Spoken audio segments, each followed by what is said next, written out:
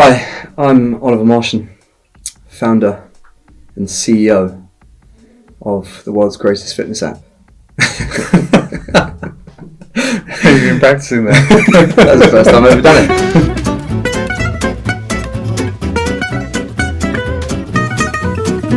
it. I'm Ollie Marchon, former coach, now chief procrastinator here at Marchon and the PFCA.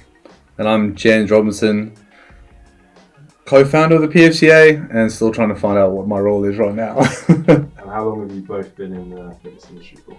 As a coach, been in the fitness industry for coming up to 14 years now. Equally similar time frame, I think 13 years, but also started off coaching within sport as well, prior to that. The idea of today's video is to go through some of the exercise myths that are out there. Okay. What you think of them. For the record, we weren't pre-warned about any of this, so this is purely off the cuff. We're shooting from the hip. If we say anything to offend anyone, we really don't give a fuck. Like jumping the line. First one I've got is soreness is a sign of a good workout. Oh, classic, a little bit of DOMS. Well, largely you can get sore from anything, new, novel, just a new angle pull within a muscle, and a lot of people kind of chase that.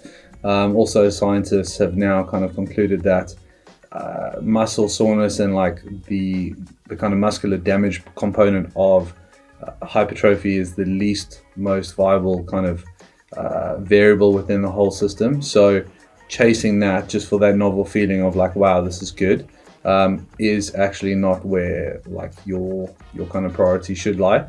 Quality contractions, time under tension, good mechanical tension, increased over time, that is progressed over time. That's the true definition of success, so to speak. It does happen. It happens to us all periodically, but it's definitely not something that we should necessarily chase all the time as a sign of a good workout. Next one, bigger muscles are stronger muscles. Yeah. Look at these things. Look how strong these are getting now. Yeah, baby.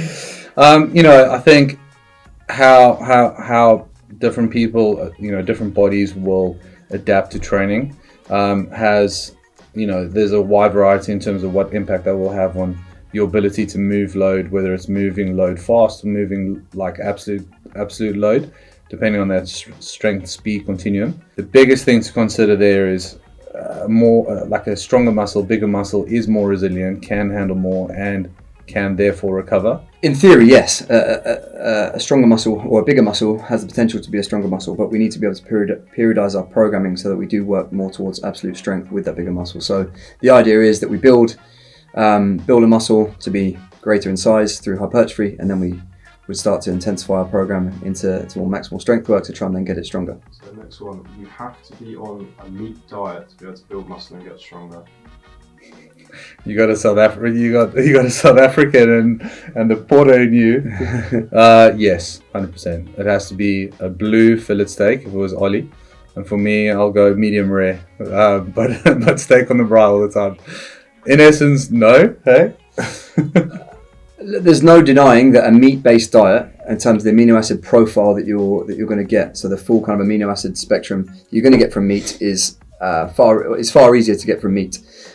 So I think, yeah, there are some instances of people who are plant-based being incredibly strong, but I think it is far easier to build strength, size, muscle, recover on a meat-based diet. Next one's a bit of a statement. Cardio before weights. Again, it depends what the goal is. I think if the goal is to build muscle, build strength, then we need to prioritize the modality that's going to get us there, which is going to be strength training, and then we would put our cardio somewhere else within the day. Ideally, we try and split them into 2 sessions.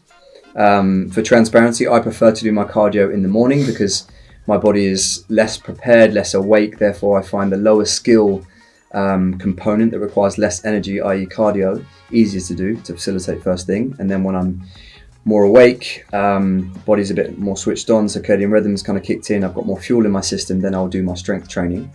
But I would suggest that the training that requires the most skill, complexity, thought, effort should be prioritized for when your body feels most alert and ready to do that, whether that's in the morning, halfway through the day, or in the evening. Yeah, I love that. And I think just to add to it, don't get too caught up in trying to stick to these absolute statements like cardio before weights or what have you. You need to prioritize exactly where you're at, what your goal is, and try and allow yourself the greatest potential for performance in those elements, and then dose accordingly everywhere else. If I was doing it in one session, I certainly wouldn't do my cardio and then do my weights, because you're basically adding fatigue into the system before doing the exercises that require you to be most switched on. Lovely. Exercise cancels out unhealthy eating habits. Exercise can negate some lifestyle factors or lifestyle choices when it comes to your nutrition, but it will certainly not cancel it out. It is far easier to address those lifestyle factors, i.e. nutrition, sleep, recovery, your ability to handle social situations, than trying to out-exercise a bad diet. It's a drop in the ocean. I think a lot of people look to Ollie and want to attach themselves to what he eats in a day and be like, I'll do that. But what you don't see is the pillars that have kind of made him who he is today over the last 20 plus years, right? The sleep, the nutrition, the hydration, the daily activity, all those kind of pillars of health that actually are the cornerstones. So yes, you might want to attach yourself to weird statements like you can't out-train a bad diet, or abs made it in the kitchen, all these, silly statements. But largely, you need to get those pillars of health in play, right? Your sleep, your nutrition, your activity levels, and adequate strength training. Focus on that, and then slowly start to dose and appropriate a nutrition strategy that is something that you can adhere to, something that you can enjoy, and something that adds to your quality of life rather than take away. Next one, you have to bulk and cut to be able to gain muscle. These are really good, Sam. I think if we typically look at the people who are the best at gaining muscle, i.e. bodybuilders, history would tell us that going through periods of bulking and cutting are going to be conducive with building the most amount of muscle over time. I think for the everyday fitness consumer, going through periods of being considerably out of shape and bulking in a way that using bulking as an excuse to be out of shape and then cutting back down isn't really conducive with a lifestyle that you'd maybe want to live. So I would suggest understanding what you need in terms of a caloric, a daily caloric amount, and try and hit at least maintenance slightly into a surplus. And that's a small surplus, and that would allow you the conditions to be able to build muscle and strength over time. If you are someone who's looking to pack on a considerable amount of muscle, then you would just prolong that period of eating in a surplus and not look to eat a bit of food, get a bit of weight, feel a bit fat, and then cut, because you basically end up chasing your tail round and round circles. So I would eat at maintenance at the very least, probably a slight surplus depending on your training age and what you're looking to achieve, and play the long game with building muscle. There's no getting away with the fact that if you truly wanted to build as much muscle as possible in the shortest amount of time, that being in a surplus and trying to just chase that would be, I guess, the optimum way to go for if that was your specific goal. But for the large part, that's not something that many amateur gym goers can actually sustain. All the other factors that actually play a huge role in making that happen, whether it's your sleep, your nutrition, or your additional supplements to help you along the way. And that's a very different type of athletic pursuit. When you perhaps look at physiques like Ollie's, you need to appreciate that's something that has attributed over a long period of time. Next one, best way to burn fat is on an empty stomach. Where do you get this shit? Myth. I think the best way to burn fat, this is nothing new, is a calorie deficit. How you construct that calorie deficit is largely down to preference and practicality and what you can kind of stick to. So the fat burning properties when on an empty stomach are no more advantageous than when you're in a fed state. In fact, I'd argue that in a fed state you probably have more energy to work harder in that session. But what matters is throughout that day that we're able to maintain a calorie deficit over time. Done. Nice. Last one. Assisted exercise is less effective than a regular exercise. It's just relative to what you can handle. So if you need a band to help you accumulate quality reps, perhaps in a chin up or what have you, then maybe.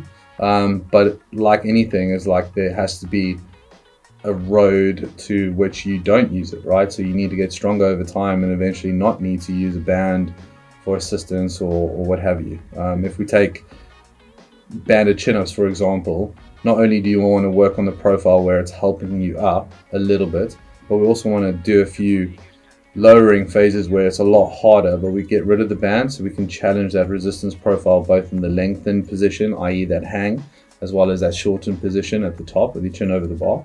But let's not get too caught up in like saying that it's bad for you or not. It just needs to be progressed. So, you know, we got to reduce the resistance of the band. So if you're on a green, go to purple, purple go to red, etc. Things like that.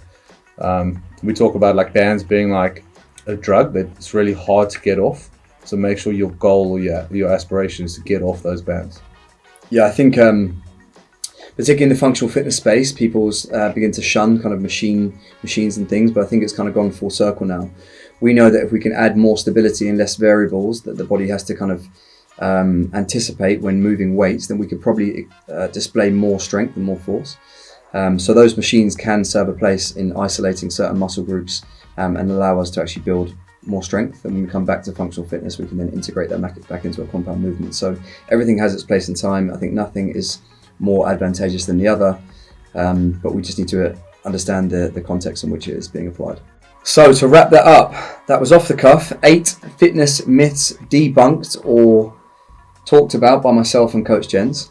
If you've enjoyed this episode and you want more of this, like, share, subscribe, leave us a comment. Thank you very much for listening.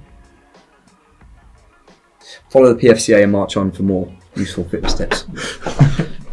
That was a good idea, Sam. I like that.